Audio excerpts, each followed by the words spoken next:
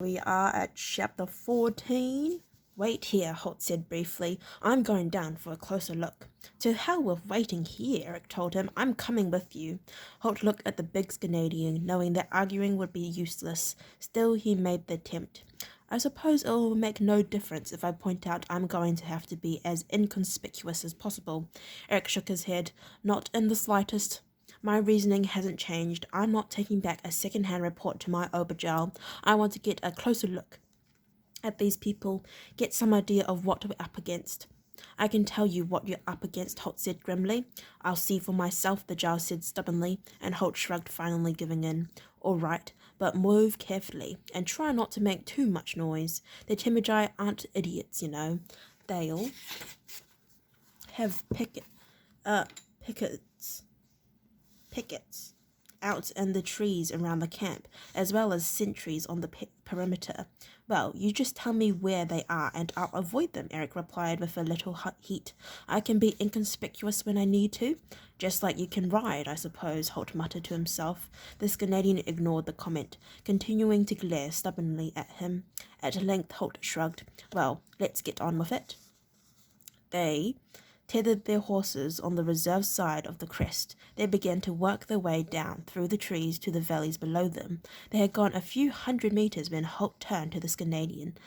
Are there bears in these mountains? He asked. His companion nodded. Of course, but it's a bit early in the year for them to be moving around. Why? Holt let go a long breath. Just a vague hope, really. There's a chance that when the Timijai hear you crashing around in the trees, they might think you're a bear.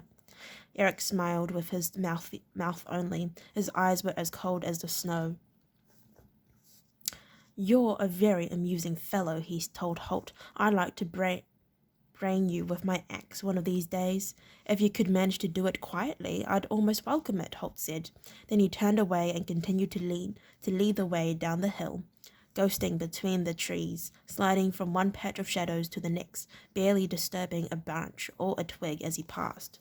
Eric tried unsuccessfully to match the ranger's silent movement, with each slither of his feet in the snow, each whip of a branch as he passed. Holt's teeth went more and more on edge.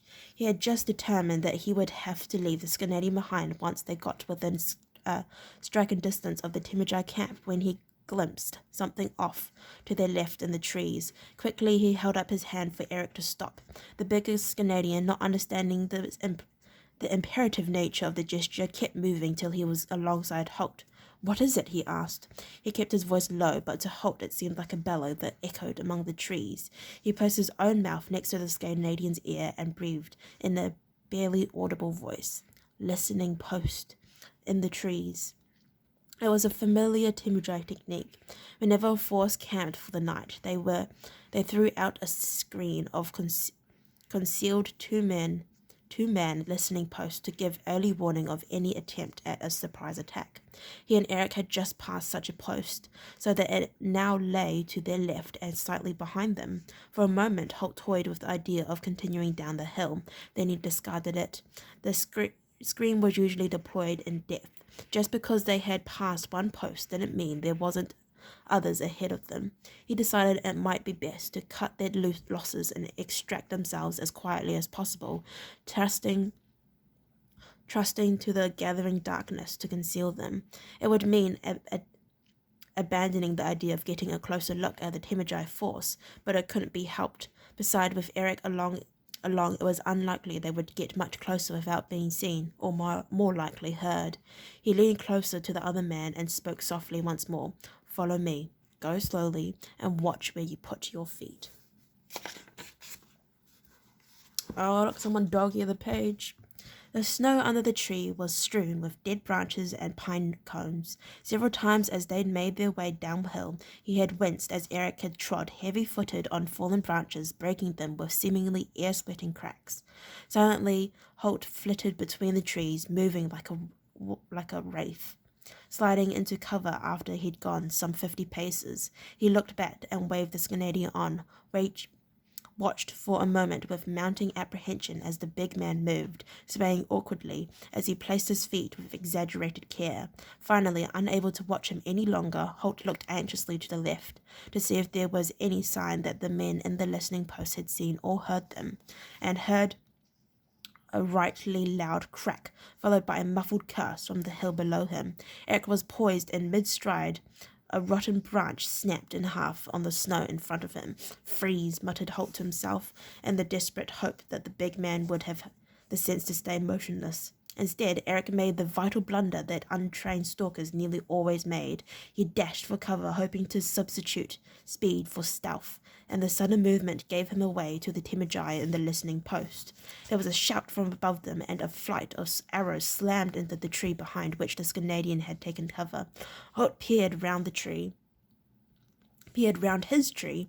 He could see two shapes in the gloom. One was moving away, sounding a horn as he went. The other was poised, an arrow on the string of his bow, eyes riveted on Eric's hiding place. Waiting for the Canadian to move, waiting to let the deadly shaft fly at him. Somehow Holt had to give Eric a chance to get clear. He called softly, "I'll step out and distract him. As soon as I do, you make for the next tree." This Canadian nodded. He crouched a little, preparing to make a run for it. Holt called again. "Just to the next tree, no further," he said. "That's all you have time for before he's back on you. Believe me." Again this Canadian nodded. He'd seen the speed and accuracy with which the Himajai sentry got the first shot away. He wondered how he would get any further than the next tree. Holt's ploy of distracting the sentry would only work once. He hoped that the ranger had something else in mind. Fading away now, he could hear the brain notes of the horn sounding the alarm as the other sentry raced downhill, calling for reinforcements. Whatever Holt did, he thought, he'd better do it soon. Eric saw the dim form of the ranger as he stepped into the clear from behind the trees. He waited a heartbeat, then ran, his legs pumping in the snow, finally diving full length and sliding behind a thick pine trunk as an arrow whizzed by just over his head. His heart was racing, even though he had covered no more than 10 meters in his wild, scrambling rush up the hill. He glanced across at Holt and saw the ranger, back in cover and some 5 meters further away. He had his own longbow ready now, an arrow nocked on the string. His face was knotted in a frown of concentration. He felt the Canadian's eyes on him and called across the intervening space. "Take a look, carefully. Don't give him enough of a target to shoot at. See if he's in the same position." Eric nodded and edged one eye around the bole of the tree. The Timajai warrior was still where he had been standing, his bow ready and half drawn. As matters stood, he held the upper hand, standing ready to shoot if either of them moved. Holt, on the other hand, would have to step into the clear, sight the man, aim, then shoot. By the time he had accomplished the first 2 actions, he would be dead. "He hasn't moved," Eric called to the ranger. "Tell me if he does," Holt called shortly in return. Lying belly down in the snow, with just a fraction of his face protruding round the tree, Eric nodded. Behind his tree, Holt leaned back against the rough bark and closed his eyes, breathing deeply. This was going to have to be an instinctive shot. He pictured again the dark figure of the Timuj, silhouetted against the lighter background of the snow. He remembered the positions, setting it in his brain, letting his mind take over the control of his hands, willing the aiming and release to become an instinctive sequence. He forced his breathing to settle into a calm, slow, unhurried rhythm. The secret of speed was not to hurry, he told himself. In his mind's eye, he watched the flight of the arrow as he would fire it. He pictured it over and over again until it seemed to be a part of him, a natural extension of his own being. Then, in an almost trance-like state, he moved, smoothly, rhythmically, stepping out into the clear, turning in a fluid motion so that his left shoulder was towards the target, the right hand pulling back on the string, left hand pushing the bow away until it was full draw, aiming and shooting at a memory, not even seeing the dark figure in the trees until the arrow was already loosed, already splitting the air on its way to its target.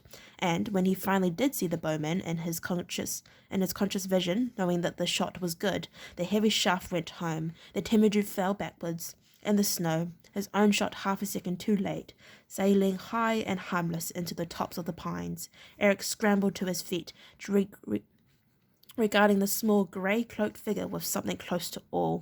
He realized that there was already a second arrow nocked to the longbow string. He hadn't even seen the ranger do that. By the gods, he muttered, dropping a heavy hand to the smaller man's shoulder. I'm glad you're on my side. Holt shook his head briefly, refocused his attention.